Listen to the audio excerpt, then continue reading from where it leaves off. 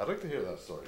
Well, you know, at one point in the earlier days, I guess, we were issued with a wool sweater, and I can remember it was the very best of wool, and it was greenish in color. It was a British Army issue. I had no socks, of course. By that time, whatever socks I had taken into camp with me were long gone. So I decided that I could sacrifice the sleeves of this sweater. The sweater had been knitted on a machine, and the sleeves were not knitted like Mother used to do with knitting needles. So there was a seam from armpit to wrist. So that had to come out. That of course, when I raveled out the yarn, I was left with pieces 8 or 10 inches long. So I had to splice them as I went. But that came after I discovered how to make knitting needles. So knitting needles, of course, are wire things. And where did you get the wire? Well, there was no shortage of wire, but the damn trouble, it was all barbed wire.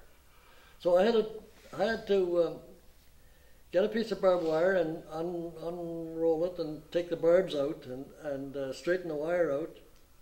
And then I managed to do that and cut up 4 pieces, about 8 inches long, I suppose, or thereabouts, and sharpened them the ends on the cement floor. But that was not all the problem, because the wire was galvanized, and as I unrolled it, it sort of cracked and pieces flaked off and left it with a very rough. Which leads me to my next question. Did you know how to knit? Or are you are you self-taught?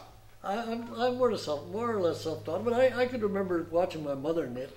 So I had to start at the top and knit down to the heel and then up to the toe. Well, that was fine. I was able to process it. And the yarn, of course, I didn't have much of it.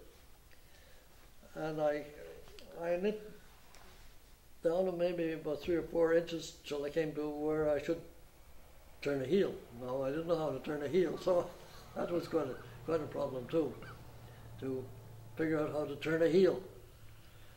But I overcame that too, and I don't think my mother would have approved of it, but it was a heel anyway. And then I knit the foot and turned off the toe, and I had, after the first sock, the second one went a little better. Anyway, I left them behind me in the prison camp, and I'm sorry I did. Yeah, I remember reading that you would like to have framed them.